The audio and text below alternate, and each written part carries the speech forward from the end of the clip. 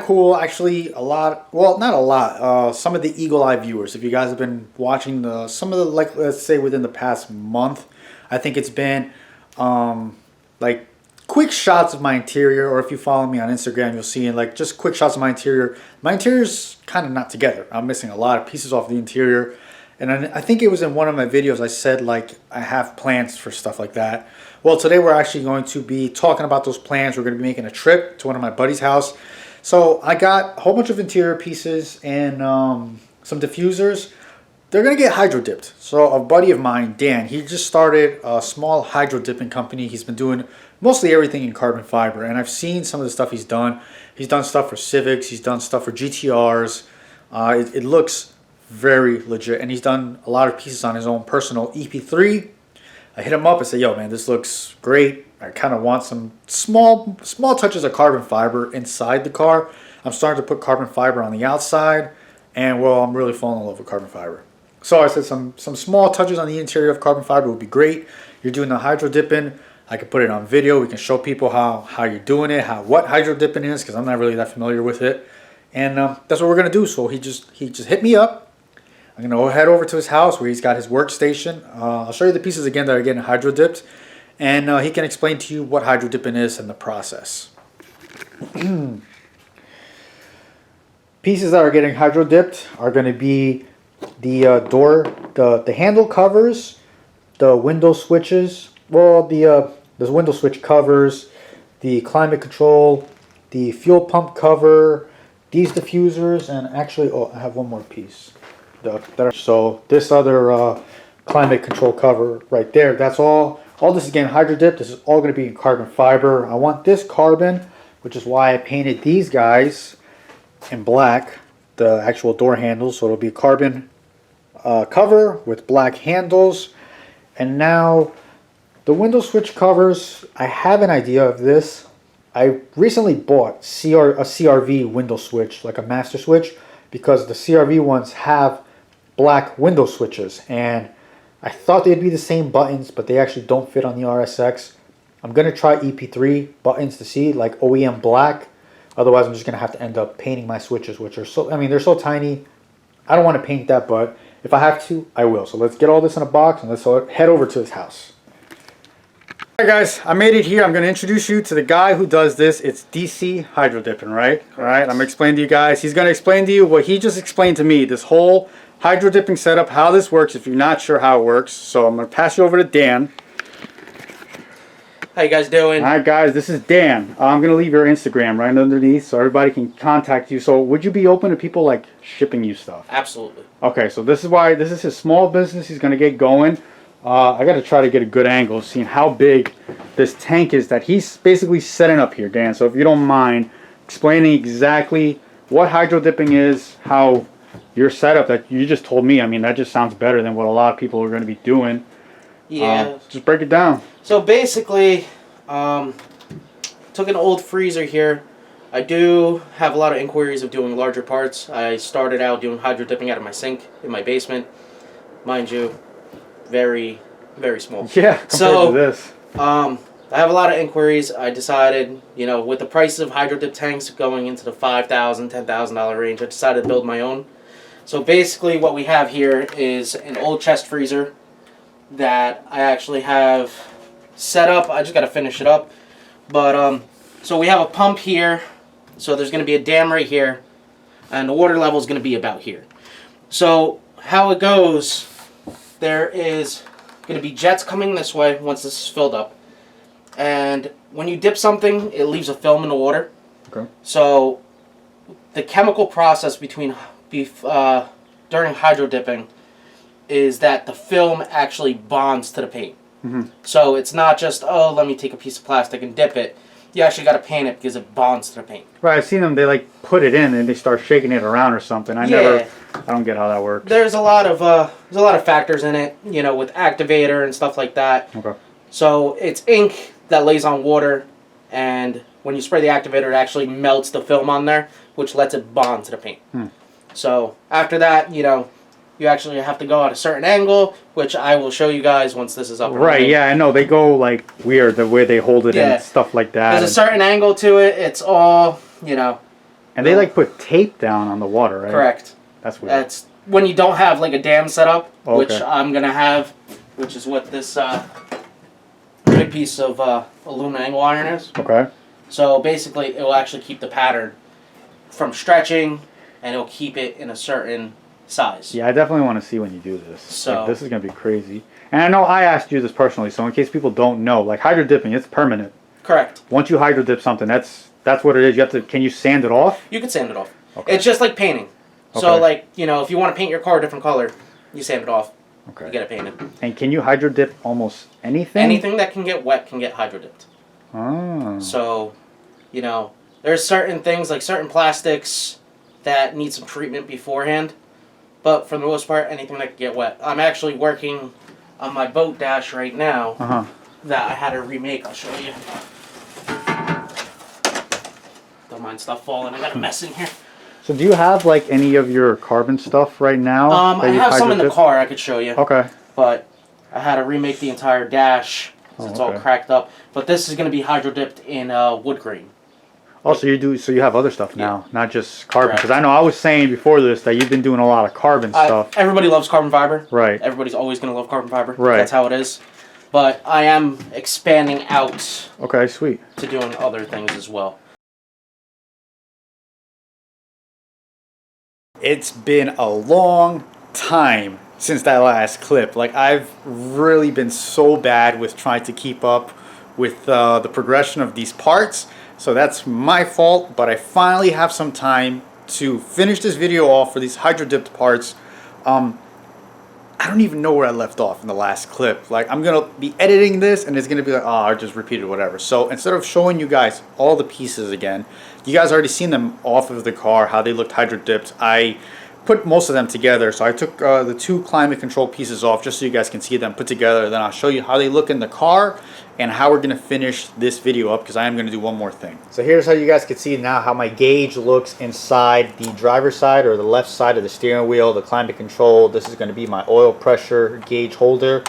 For the main climate control, it was hydro dipped carbon, but for the knobs, I couldn't find like a black option, so I just kind of spray painted them.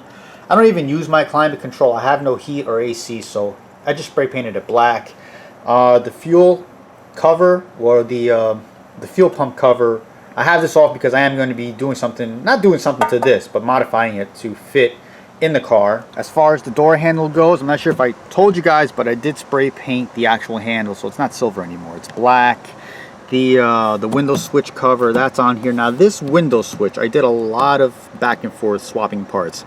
This is actually an OEM EM2, so it's a Honda Civic window switch. It fits perfect and it's the exact connector as the RSX, but they're black, so I did that. For the passenger side, I couldn't find an OEM black one that would fit the RSX connector, so I just spray painted the button black. So that's like that. There's that, you know, the other door handle right there. And like you guys saw, you already saw this. Now, one thing I am going to say a disclaimer about this EM2.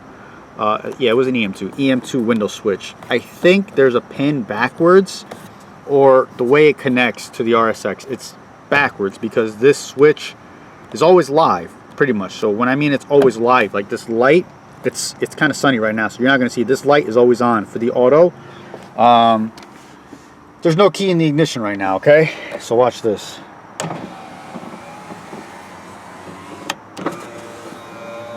There's just constant power to this switch, so technically this is a draw. I always have the car on a charger, so I'm not too worried about it.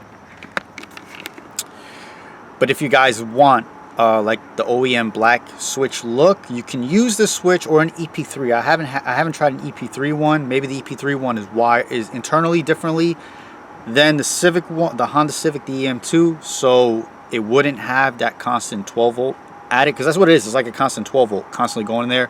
So this is why, if I was to leave the car sitting for a long period of time, it would drain the battery because of that. So just something to keep in mind. But if you guys aren't worried about it, or you unhook your battery or something all the time, that's a nice option. So now what I'm talking about for the fuel pump cover, normally I would just put it back. I would reuse, you know, the screws or whatever, and that's it. But I feel like we could do a little better. I obviously redid the harness or the loom on the cover right here, so it kind of looks a little nicer since there is no back seats. These screws, I feel like they wouldn't look as good, and this was kind of a recommendation as well from Dan, who hydro dipped these parts. So what I'm going to do is actually pull these out, because you can take the screws out and pop these little inserts out. And I'm going to drill a hole, well, not drill a hole, open the hole a little bit better for a riv nut.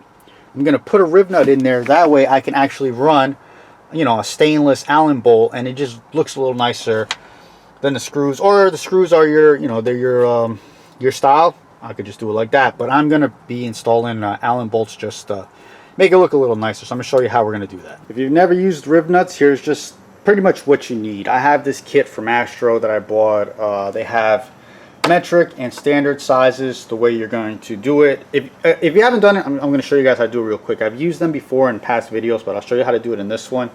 And then you just need a whole bunch of riv nuts. So I usually always use metric sizes. I don't use the standard like 1024 or anything like that. It's either M6, M8. I usually use M10 sometimes as well. I haven't bought an adapter for this Astro kit. If you guys are curious, here's a part number. It's just Astro 1442 is the one it was called.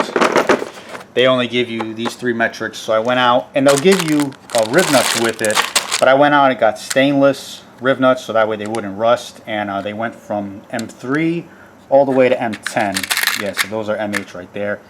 The what do you call these, brass? They're not brass, like the nickel colored ones. These are the ones that came with the Astro kit, so I just kind of mixed them in with the rest of the stainless. In this instance, we're using M6, so I'm going to be getting some M6 ones and showing you how we're going to make all this work. So I'm just going to do one to show you guys how it works. I already took the screw out. Normally these are pretty hard to pop out, so it's going to take some force, but since I already popped it out, it doesn't really lock in place that well anymore. So we're just going to take this out, and it's just kind of like you know, it's a little square, so it actually looked like it kind of broke the tip of it there, but I wasn't planning on reusing these.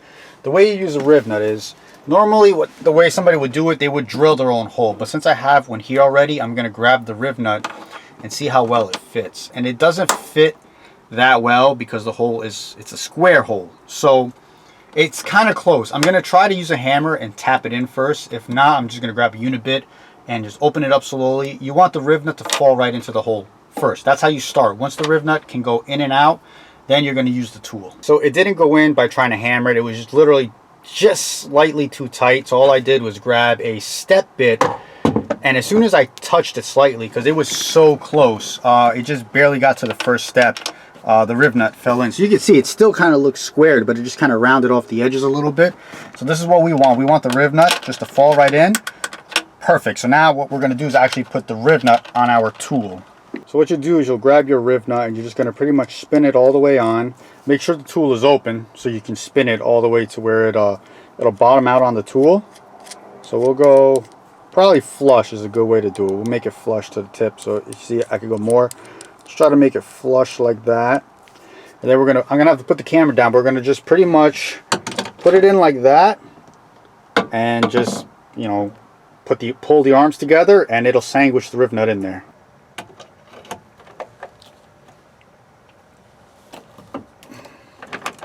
Once you sandwich it in there, you just unscrew the top, and it'll come right out.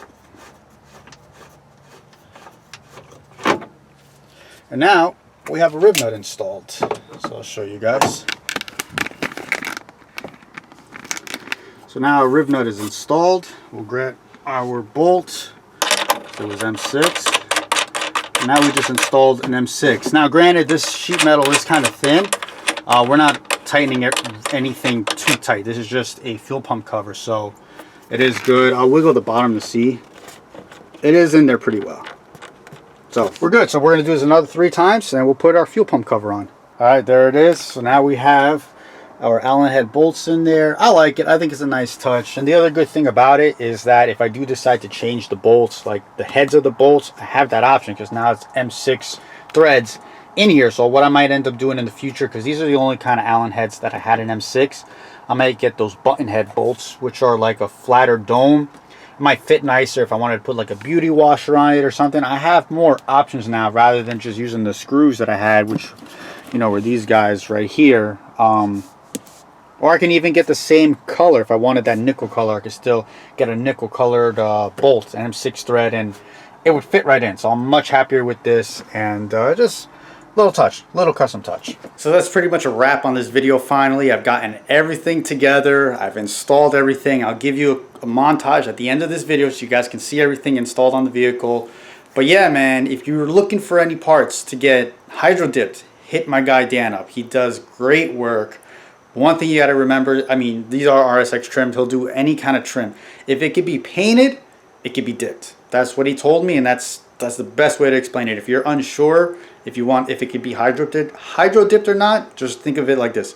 If you could paint it, he can hydro dip it. You can ship it to him, or if you're local in Jersey, I'll leave his Instagram here one more time. Send him a DM. Let him know Sergio sent you from SERGMOTIVE. He'll take care of you guys, I promise, and you won't be disappointed with the results. So I'll leave you guys with a montage, and I'll catch you guys in the next video with whatever's coming next with this car. Stay motivated and keep making those streets louder.